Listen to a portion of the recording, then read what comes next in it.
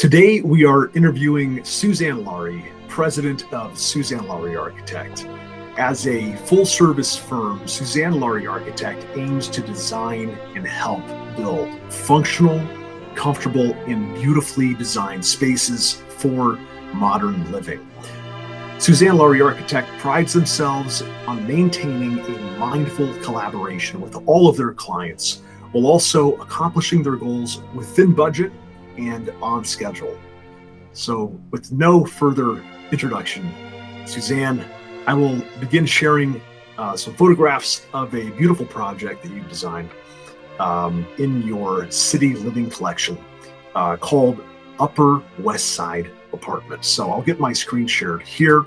And if you would be so kind as to give us a walkthrough of this project, that would be unbelievable. Good morning, John. Okay, this project is in Manhattan, as the name says, Upper West Side Apartment. Is a 3-bedroom apartment in an apartment building, pretty upscale quality building. We got involved in this project toward the very end of 2017. And although the apartment was more or less brand new, but it was a very bare, kind of boring, no character type of apartment. Which is very, very common. This is not unusual. It's very, very common. Majority of the apartment building, the entire, investment spent on the lobby and the hallways and possibly the common area these days more and more.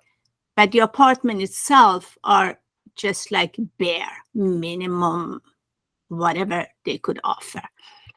So the apartment, the client has to be actually a very dear friend of mine. And so I had a lot of authority on this project. She trusted me fully. And that is, in one way, a very good thing, because then my hands are open.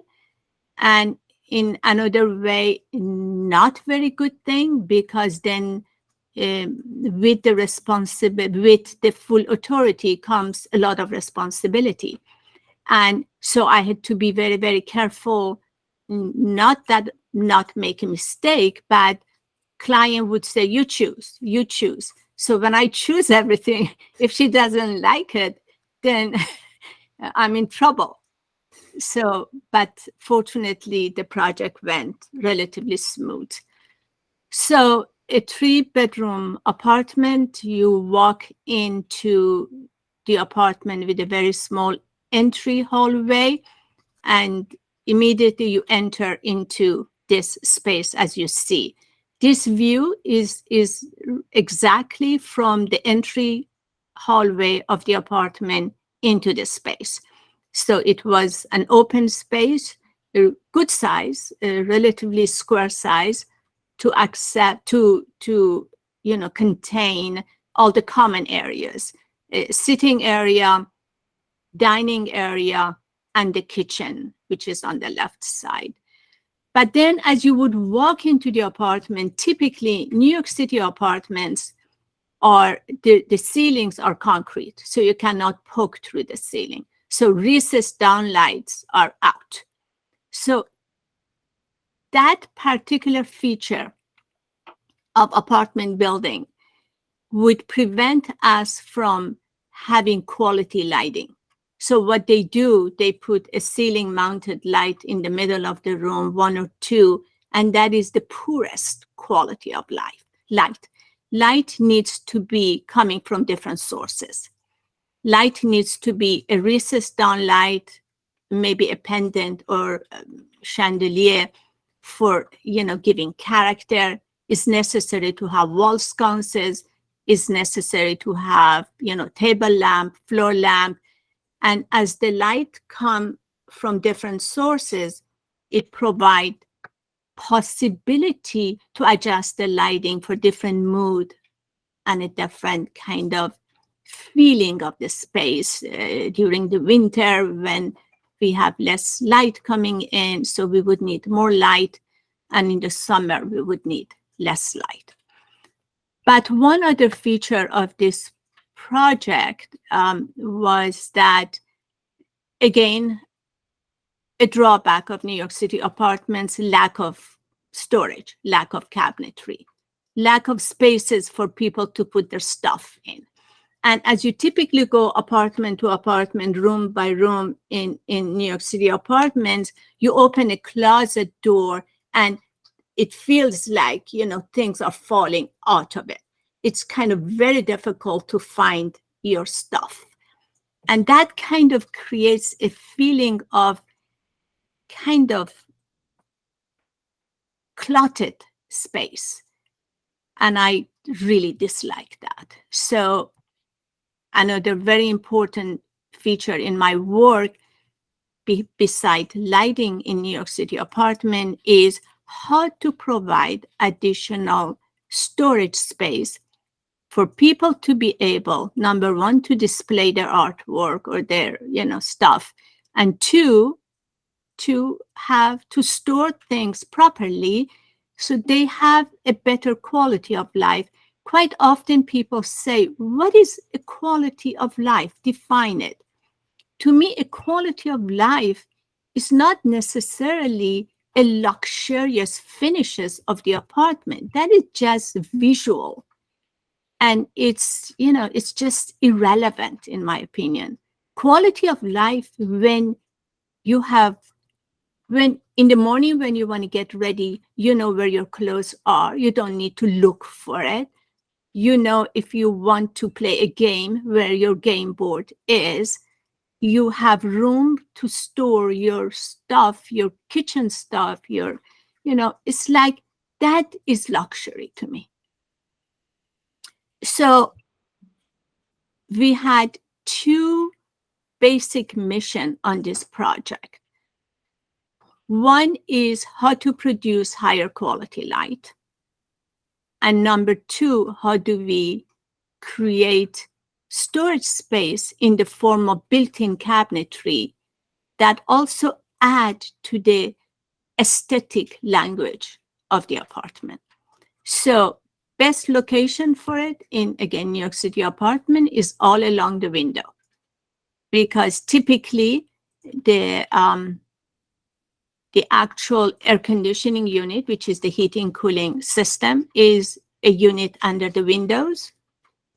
And so typically they cover that. So window has a depth, and that is always best area where we could put cabinetry along the way. So the entire wall between the two windows and each side of the window at the very end of this image are built-in cabinetries. So this built-in cabinetry create depth. So the windows are further set back in. It provides us a counter below the window to put objects. So you could see the Buddha sitting. My friend is very much into yoga, and that's her Buddha, sitting Buddha. And then also the drapery, very clean, very modern language of Roman shades, which is hidden behind that soffit. And then what you may not see, that soffit that is above the window, and the soffits that on the right side of the room is all lighting. So recessed down lights could be just not higher than about 5-6 inches. So with a soffit of about maybe 8 to 10 inches, you could create a high quality lighting at the edge. And that's where typically we need lighting. In the center of the room, fine, maybe a chandelier. But if we let the walls in an apartment, we provide enough quality lighting in the room. And then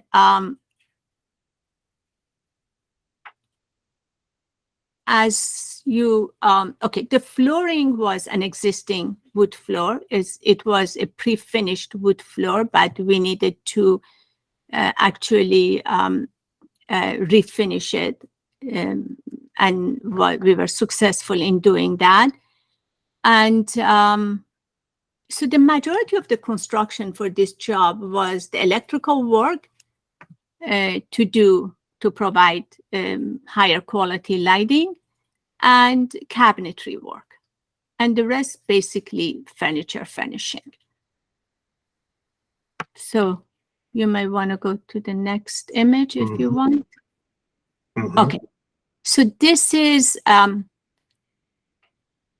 same area. The entry hall is on the right. We are not seeing it, but as you turn around, it's the hallway. It's a corridor leading to 3 bedrooms, and there are 2 bathrooms on the right side. So intentionally, we kept the hallway open. We did not create a separate door in order to create a kind of feeling of this room is leading to another room. It's a good feel, especially it provides the feeling of spaciousness. And my client had a lot of artwork. And also, by the way, this apartment is a pied-à-terre. It's not her place for full-time living. So she has 3 sons and many grandchildren. So they all use this apartment extensively. The very last door leads to her master bedroom. And then on the left side, there are 2 other rooms that I will explain it to you later about that.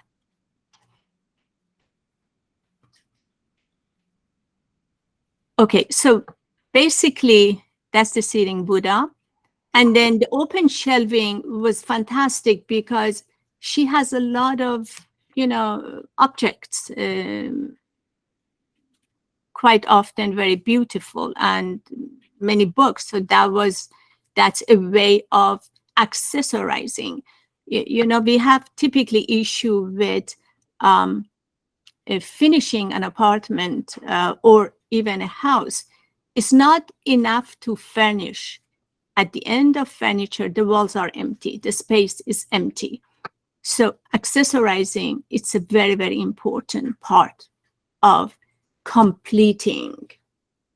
It's like women, earrings or jewelry or rings, or accessorizing it's almost necessary. Otherwise, the place is empty. It doesn't feel finished.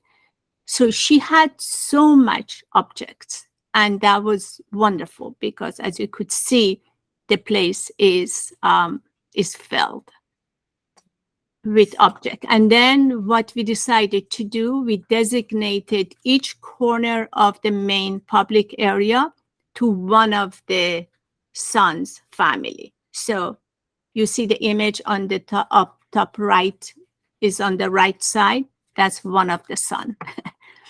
And then the images of him and his family are there.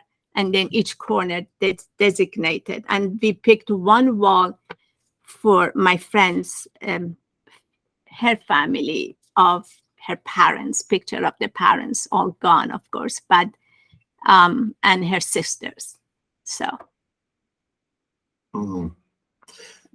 Just a note on this that really stands out is the way that you have described the accessorizing of the space and actually putting thought into that rather than having things sporadically placed, right? There's that there's that idea of mindful design and mindful layout. And I think if you look at the symmetry, and you look at the way that things are even laid out, in terms of the, as you said, where you have these sort of these dedicated areas that, even as you live in a space, it affects your quality of life, because as you go through your home, even if your family is not, for example, there with you, you have these almost mementos to them that, bring them to mind, and it's done thoughtfully, rather than having barren spaces. And as you said, when you have a barren space, or a space that's very it's just bare, there's nothing there that actually pulls you in and attracts you to the space. It affects the quality of life, and these things, I want to point out, do not happen by accident. All of these elements that we see in front of us are not by accident. They are intentional, and they are done for a specific purpose. Absolutely. May I add something here? Yes, ma'am. There is a difference between, again, I explaining what's the quality of life, okay? Or it's like we could explain about, if we have this kind of difference between a gourmet food and just a diner type of food. We understand that. We could relate to that, because we know if you go to a quality restaurant, and you don't even need to go to a quality restaurant if you are in Italy. You could go to the smallest restaurant and you get highest quality food, hopefully. But then that is understandable to people, right? A quality car is understandable to people. They buy it, they know. Clothing, I'm not sure much in America, but let's hope that it's changing. But when it comes to quality of life, what defines the quality of our spaces? In architecture, in our home, what is being defined as a quality space? Is a quality, the quality of the space is when we put our thought in, when we think about it. There's a difference between thinking to create something meaningful and beautiful and not thinking at all. So that's why I am so much emphasizing on the issue of aesthetic. And it's hard to separate aesthetic from mindfulness, because if the aesthetic is a forced aesthetic, which is the fashion, then the homeowner cannot relate to.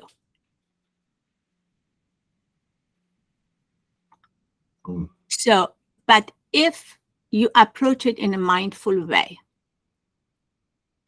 and quite often, this client of mine is pretty sophisticated individual. So she already had magnificent artwork. All I had to do to go to her apartment and spend a day to accessorize the apartment. So I asked her to bring all the family pictures and just go to, Home Good and buy a very, very simple frame. And that's good enough. You don't need to spend so much money on the framing. And then come and let's make this happen. Okay? Which we did. We made a fun day out of it. But I will not necessarily do that for my other clients without charging, but for her, of course. So it's at the end, this apartment has become a desirable space for every age within that family. They all want to go there. They all relate to it. Each of them, they see something of their own in there. Mm. And that is what I call quality of life. As simple as that, John. Mm. If we take a look at this from a bit of a wider angle, Mm-hmm. right? The thing that stands out to me is the cohesive feel of this design. And Okay. you always talk about that, and I would love to hear you maybe elaborate a Yeah. little bit on that as well, on the I will. cohesive look and feel.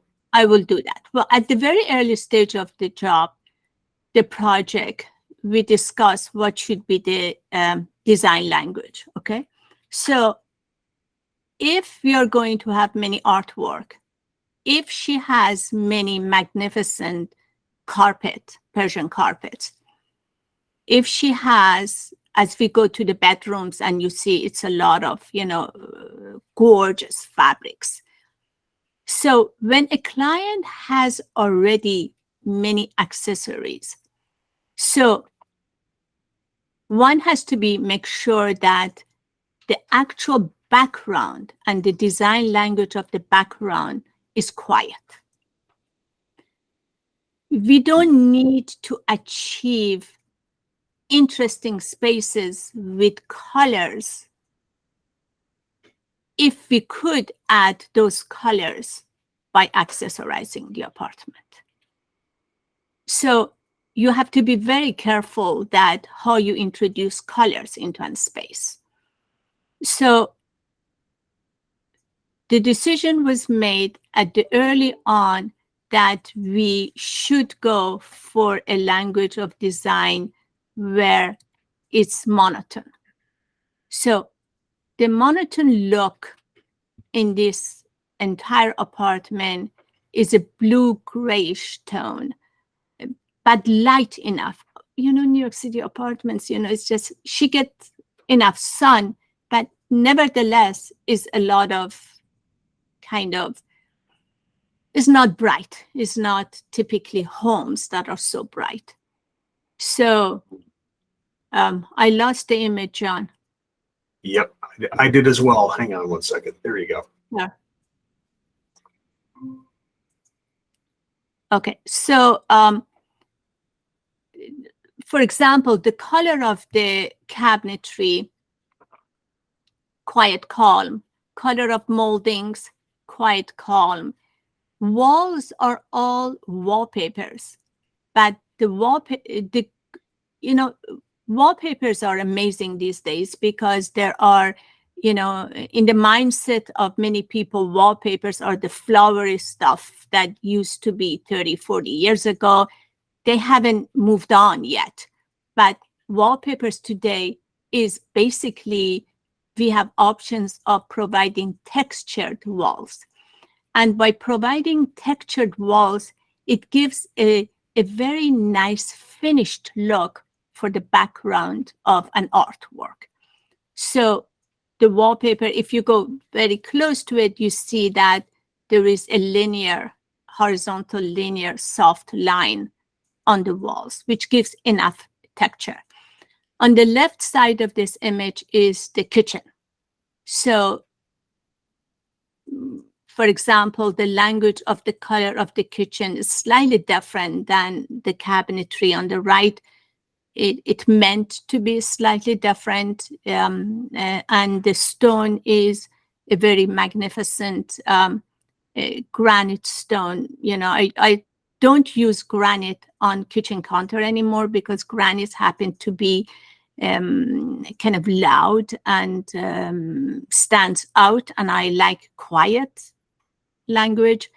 And this particular granite was magnificent. We got lucky to find it. But again, on the left side is the images of her own family, which we put in a more prominent location. So, and then as you could see, the entire furniture are all, again, a soft gray putty look to it. Mhm.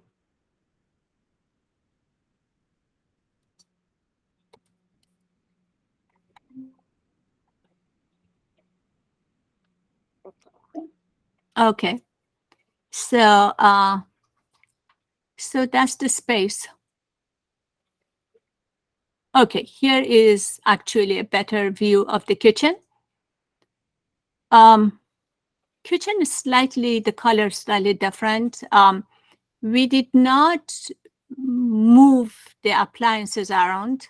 That would have been too involved, and it was not necessary. The design was perfectly fine, but the kitchen cabinets were very, very low quality. And so it was completely replaced. And then it's a very workable kitchen. And the island, it provides area for people to sit. Every time I'm in her house, we all sit around the island. We really haven't sit in the living room at all, in the sitting area, always around that countertop. And you may realize in many houses, we just gravitate toward an area when we could sit with a close relationship in our conversation, not far from each other. And that's where we talk and eat. So that's the island. And there is a special feature that maybe on the next picture I'll show you. The amazing, okay, so here is a closer look at the light, the tree light. And honestly, none of these are expensive at all. These lights are from Tech Light. The great manufacturing of light is fun and relatively inexpensive. The entire lighting in the entire apartment are LED lighting. I don't do anything but LED lighting. And so that's the look. Okay, it's hard to see, but the backsplash of this kitchen behind, you know, the cooktop, is a magnificent stone. The stone is a very ordinary looking stone, but what they have done with that stone, they created the grooving on the stone. These are all, you know, fascinating way that the manufacturing of stone provide us with playing on the texture of a material. And that is all kind of vertical groove on the stone. And you could see some line, white line go through it. And the color, again, the idea of monochromatic language of color. And this was achieved. Kitchen slightly different color, so it's good to stand out. Otherwise, it will be a little bit too boring. But as you could see, furniture are all more or less tone on tone. The breakfast, the dining table, it's also a magnificent wood, oak wood with pattern on it. So everything is subtle and nothing stand out. But when you get close to every texture, there's an interest in there. So you walk in and the apartment feels so good. It welcomes you. Why make a space so welcoming? Why people like to be in the apartment? It's just thoughtful thinking, thoughtful design, honestly. All right, just details. You know, she had, my friend had a collection of beautiful pomegranate. So you could see that. She's from Iran and she's an amazing cook, by the way.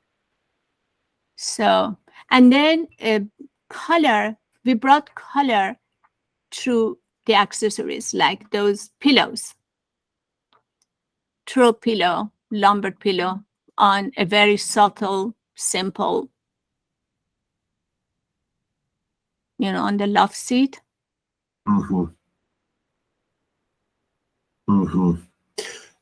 And I love the depth I will say that I feel like, while the square footage of this space that we've been looking at here it's not, as you said, this is an apartment in New York City, so it's not going to be, most of the time extremely large.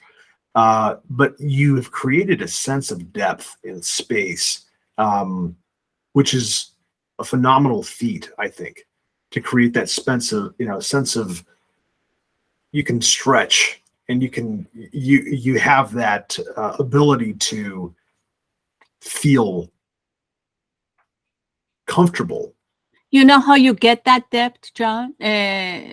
John, is basically, when, for example, you put some attention at the very end walls. So here, artwork at the very end walls, and when the middle is quiet, so the eyes goes to the end. And when eyes goes to the end, you see, interesting walls and lighting and artwork. So when we kind of not need to only pay attention to what is around us, but what's the end, so that will create the feeling of vastness. The two pillow at the very end, that gives depth. Or the artwork, the big, artwork that she had, the painting blue at one end, you walk in, the eyes goes to the very end, and that create again depth. So that's basically what it happens. And not too much stuff in the middle, just quiet in the middle. These are basic details. As you could see on the very left side, at the window edge, I had room to create open shelf on the inside edge of the window. And if we have space, just go for it, create shelf. And she had enough, stuff to put on, and they look good. But quite often, my clients that they don't have accessory, they tell me, don't give me all this bookshelf. I don't know what to put on them. And yes, if they don't have accessory, what they put family pictures, which is a huge no-no on kind of frame sitting. So, but I knew her. I knew her, life and what she has. So many things from her existing house moved to the apartment. So, and you could see the lighting is also, the wall sconces are kind of, it's kind of a marriage between a traditional language of Venetian, Italian Venetian lighting, and more modern, because it's clear, is light, is one color, is not colorful. And it just adds to the design language. And while we're talking about lighting, you mentioned something that I want to ask about, if we can maybe zoom into it a little bit more. You mentioned that you always use LED lighting, and you don't use any other lighting other than that. Is there some reasoning behind that you could share? Yes, I am. Well, I am very conscious of global warming, and I'm very conscious on green architecture. LED lighting, it provides the minimum amount of energy. It captures, it kind of uses, and then it doesn't heat. So with a 12-watt, I could produce enough lighting that it is typical 60-watt of incandescent or 70-watt of MR16. The majority of people are used to a lighting that is the coloring of light is very, very warm. So we have a different coloring language in every light that it produces. The warmer the light, the coloring is like 2500, 2700. And the cooler the light, the coloring goes to 3000, 3500 and higher. When LED came to the market, the amount of, they didn't have the 2700 coloring. So the majority of the color was 3000 or 3500. So for the people's eyes, the 3000 was too cold of a light. Like fluorescent light, it's kind of, I don't like to use fluorescent at all. Only when I did corporate world, I used fluorescent, and probably today I would have not even used that because LED is in the market. But LED is now available in 2700. So why on earth I will do anything? Why I go back to the old days or old technology? So you embrace the more modern technology of the lighting. And even today, the only issue typically is I dim all my light. There's no light in the entire, any of my project that is not dimmable. I need to be able to change the intensity of color. And then when you cannot dim LED light with incandescent light in the same switch. So I have to be very careful when I do the circuits design that I separate LED from that. So all these, for example, wall sconces are not LED. They're just like, you know, a lamp. And so separately switched from the recessed downlight that are LED. Wow. That's a very important point. And I think the detail behind the design of, going beyond a design that is aesthetically pleasing and that is comfortable and beautiful, and all of these things that we've been discussing, a very high quality of life, also looking to the future and saying, how will this impact the environment? How will this impact the future generations, right? And really actually taking into effect the, not only the environmental impact, but as you've also stated many times, the materials that you choose for your projects are materials that are healthy to be around. John, there's no other way. It's like, don't forget, beside I'm being an architect, I'm also believe I'm a responsible citizen. So it's, how could I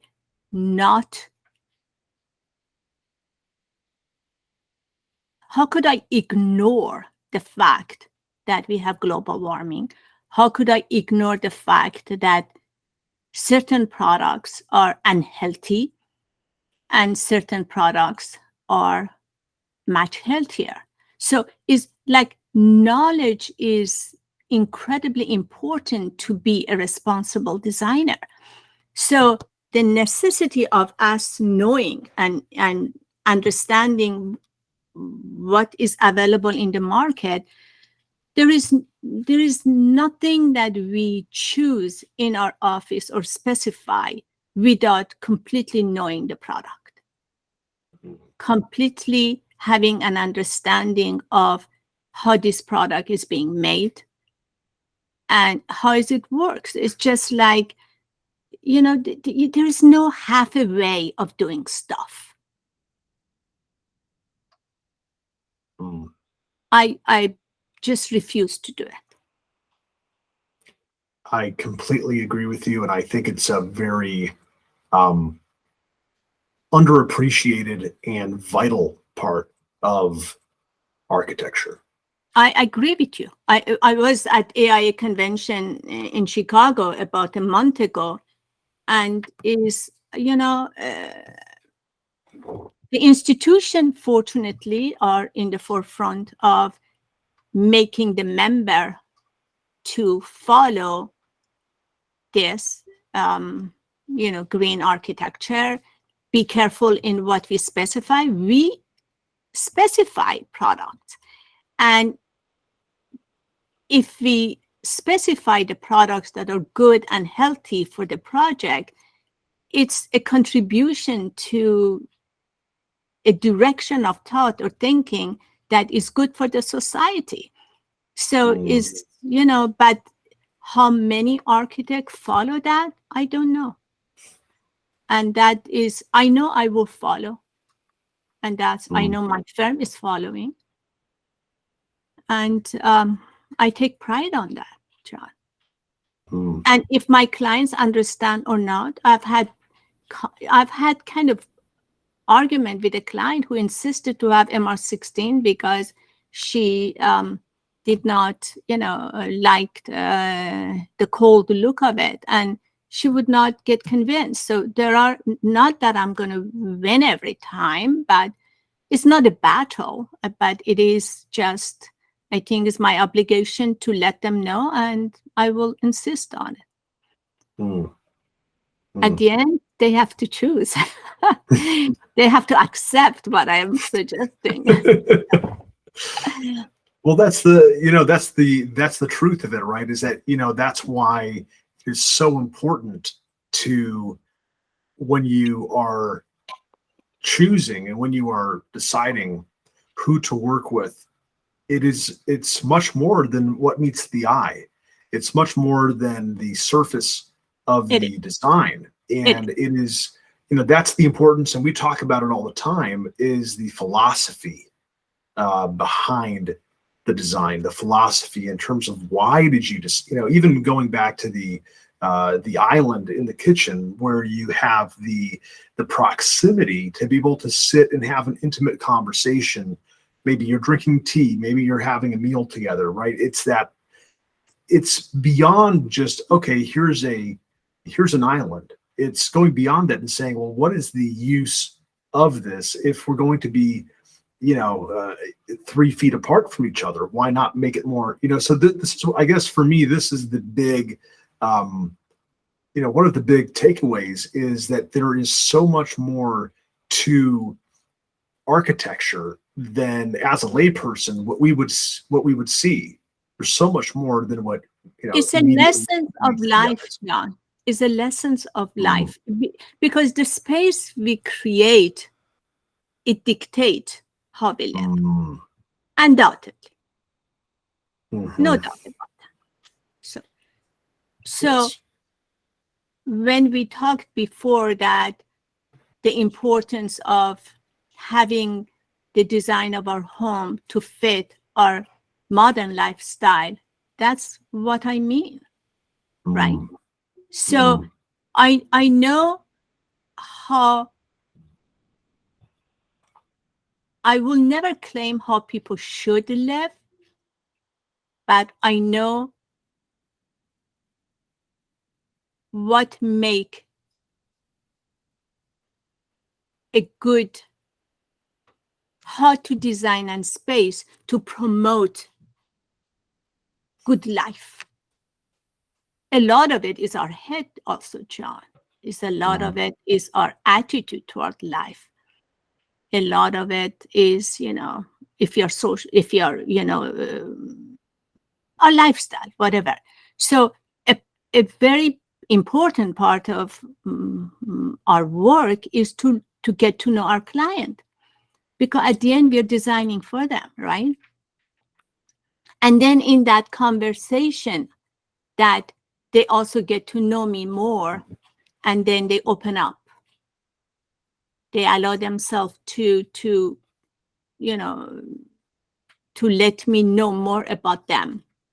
And by having that trust, then I be able to design the space that fit their life better, right? So this is an awesome room. So decision was made that, okay, we don't need 3 bedrooms, but we also, the common area, the public area has all the sitting, dining, or whatever. But if I want to sit and watch TV, so the main public area doesn't have TV, thank God. So here is quote unquote combination of a Persian sitting room, a TV room, and also that daybed on the left was designed, it's fabricated, designed by me and fabricated to be able to have a kind of open couch, but at the same time, the mattress is the size of a twin mattress for an extra bed. And the seating arrangement is the floor seating arrangement. It's delicious to sit on the floor, by the way. I don't know, it's like many people call it Moroccan, but also Persians have this lifestyle as well. And so you are closer to the ground. So the table is also very low, and it has a different feel to it when you sit down close to the ground. And the bed is also really shallow depth. And color. This is a very colorful room.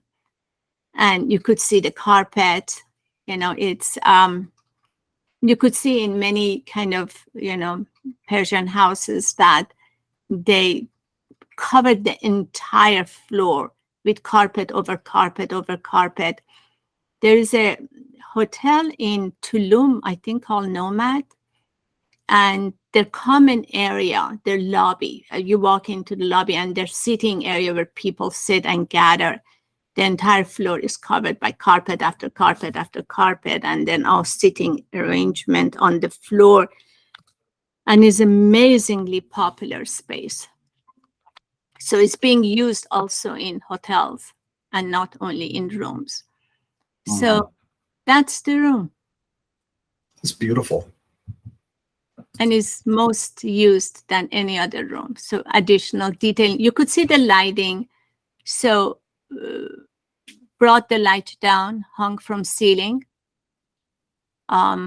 create interesting detailing. And again, cabinetry by the window. Same language as the living room. We had all the bedrooms, same language. It's very, what I will say is it's very welcoming. It's welcoming, yes. It is welcoming, you're right. You feel at home. You feel at home. I'm looking at this and I feel, you feel comfortable in the space. And I think there's an additional value to having either on the floor or right above the floor. And that is that you get this perception of a larger space above you with the ceiling.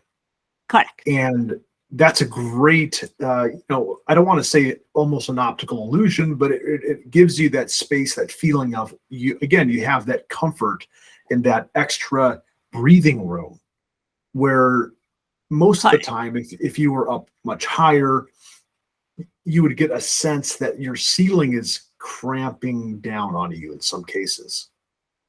I hear you. Also, you know, in Eastern cultures, like Japanese sit on the floor for their tea ceremony.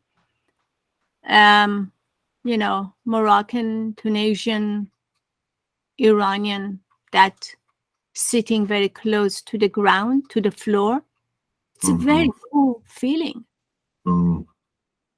I fully agree with you, by the way. I fully agree with you. It's a very interesting touch, and it's something that we don't see a lot. So this is a great, you know, a great piece of inspiration for someone who wants to maybe even revitalize, you know, their own, you know, living space and say, how, you know, here's a way that you can, you know, really adapt and you know, bring something in from a beautiful culture and say, hey, you know, how do we integrate this into, you know, into our life? If you're open-minded enough, yes. And exactly. That is the key. That is the key at the end of the day. But it is also the key. there is, you know, typically like for the main living room, we don't do that, right? Because this is more intimate. Exactly. But for family room, why not? Mhm. Especially if you are not so much into TV watching and we believe in sitting and gathering family, friends, and talk. This design promote a closeness that it Mm. is. It's bring down the barriers, a kind of down to earth feel of a connection. Mm. And I love the fact that you've placed the lighting lower in the room as well. So you have those two lighting areas that are, it's not just shining down from the very top. Again, you're creating this depth and this dimensionality inside of the space that, I think we've all been in rooms that you go into and you go, well, it's a room, but it's just a room. I think in many ways, this is the difference between a beautifully designed space and a room. A design space and a not design space. So we could add the beautiful to it because that will be our personal judgment. But this room is designed. So when people ask me what's the difference between a space design and space not design, that is a good example. It's how much we could contribute to a beautiful space, for the creation of beautiful space. And what a beautiful space versus ordinary space affect to the mood, to the feeling of well-being is huge. Okay, that's the master bedroom. The same concept, cabinetry along the edge, pendant on both sides of the bed, floor covered with lots of carpet. These are all her collection of beautiful Persian kilims. And a quilt of many different colorful fabric on bed, and that's her bedroom.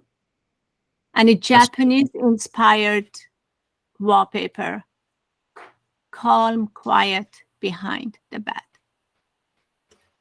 You get a feeling of zen and you get rest. a feeling of zen. For sure you do. For sure you do. You're right. That's the thing that really stands out to me is you feel peace. You feel peace. It's almost unstoppable to stop that. You feel that just overwhelming sense of peace as you look at the design, as you look at the angles and the lighting and even the way that the cabinets, if you're laying in bed, you're not looking into a cabinet, right? It's facing away from you. It's beautifully, very, very, very thoughtfully and beautifully designed. And also, do you see again the same concept of soffits for lighting? So there were no ceiling lights. So now we have light along the edge of the bed, and then the two light above the window. So these are all provide really quality light. And these two lights on the two side, the pendant, bring light further in kind of, let's say for reading or for close to you, let the middle of the space rather than light from the top. And just to clarify again, all of the lights in the home are all dimmable, so you can dim Everything. Wow. Including that is necessary because how much light we need depend on the time of the day, the time of the year, the weather outside, our mood, what function. There's no such a thing as one light. My daughter lives in an apartment in Brooklyn, and you go in and you turn the light on and it's unbearable. Unbearable. There's so much light. And we're talking about crazy expensive apartments, John. Crazy expensive. But then they put so much thought on the common area, on the rooftop garden, all of that. But the lighting, Nobody designed it. It's just the electrician decides what kind of light to be. And it's unbearable. So what she has done, she turns all the light off, never turn any light on, and she put individual light. I told her, why don't we just add a dimmer?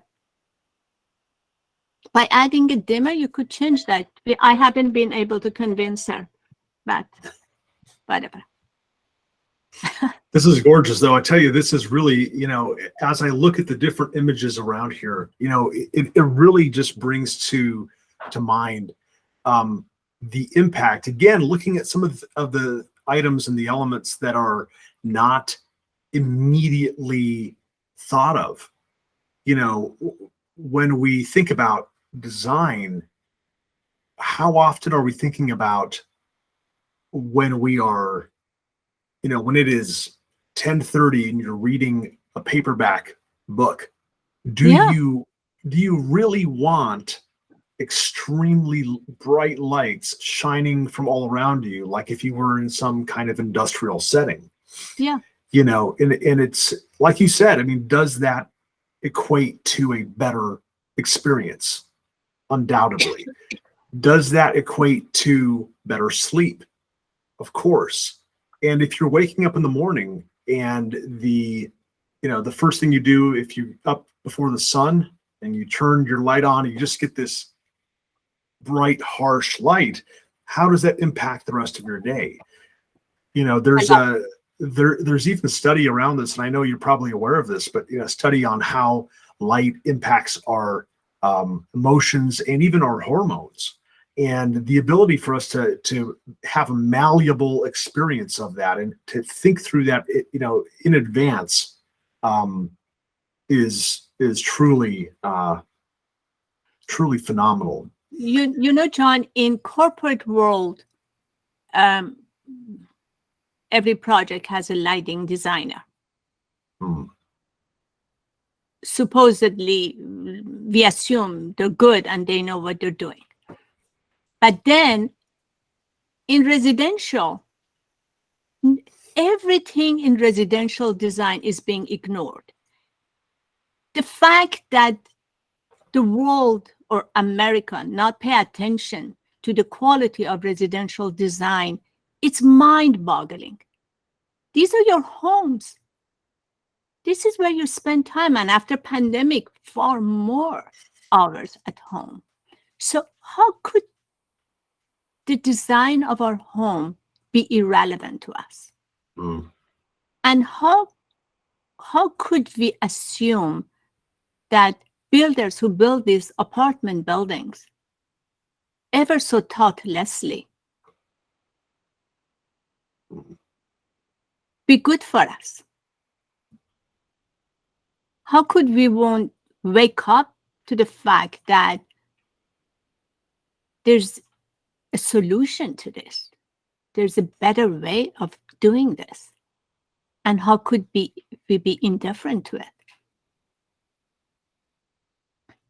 And I think that is, strangely enough, I think that is, when I think about what causes so much stress in the day-to-day life, part of it is undoubtedly the way that we manage ourselves individually. Obviously, that plays a major role. But if we look at the environment that we set up for ourselves, is it an environment that is conducive for wellness and health? And starting at the design level and reverse engineering a life that is high quality and high level experience makes such a great impact. And it's so difficult to imagine a world that this is not, that this is just not being used, and to see the fact that you are able to apply this. And I'm just going to, navigate back into the main picture that we were looking at here again, sort of the entryway again, to kind of go through this entire virtual walkthrough, if you will, of this project gives such a greater appreciation of the work that you've put into this. And as you said, you have a lot of authority and a lot of additional responsibility that comes in when you're designing a home like this, a residence like this. And I think to be able to create a pocket of Zen, sort of a space within a city like New York City, which is, as they say, the city that never sleeps. You know, it's always on, and there's always the hustle and bustle. And to be able to have an escape from that and to move directly into a space, you can take a deep breath and you can rest and unwind and recharge and connect with those that you love the most, and spend time with yourself. And as you said, this particular client is into yoga and into meditation and these types of things. Yes, she is. What an amazing space that she now has to do that, and not only for herself but for her family, as you mentioned. What a great time. And I just want to thank you, Sussan, for walking us through this. Before we wrap up today's walkthrough on this, is there anything that we didn't cover today that you do want to bring to light, or you want to There is discuss only about one this thing.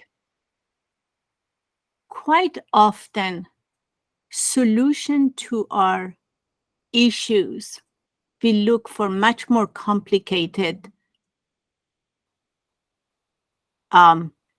ways to look at it.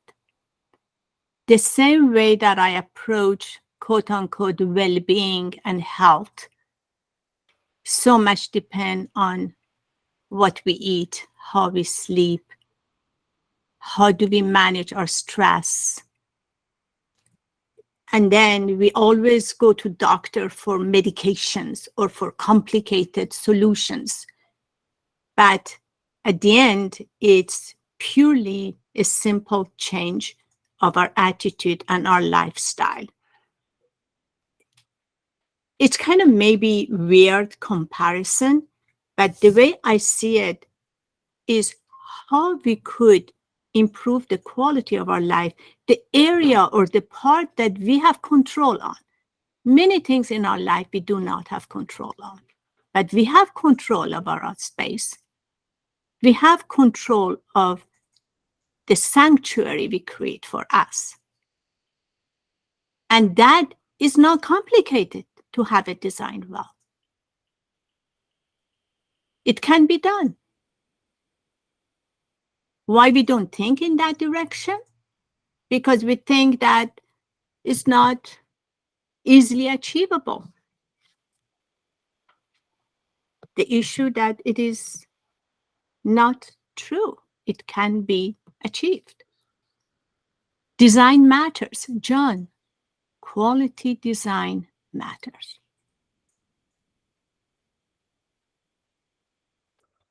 Well, thank you so much, Sussan, for your time today. This has been enlightening. It's been illuminating. It really has been. It's been illuminating, and it's given me, and I'm sure everyone who's listening to this, a greater appreciation for the target for us to strive for, of what is possible. And so I hope this inspires many more homes like this. If you're listening to this or you're watching this right now and you feel a chemistry with what Sussan is saying, you feel that this resounds with you and you feel interested in learning more, I would highly recommend going to Sussan Lari's website, SussanLari.com, SussanLari.com. And number one, peruse. Spend some time with yourself, maybe with your significant other, and peruse through the beautiful country living and city living homes that she has in her portfolio. And then I would recommend to reach out either via phone or email and get connected with Sussan. That's my encouragement to you if you're listening to this right now. Anyway, Sussan, thank you again. Have an amazing afternoon. My pleasure, John. Good talking to you. Awesome. Okay, so I'll turn off the recording and wow.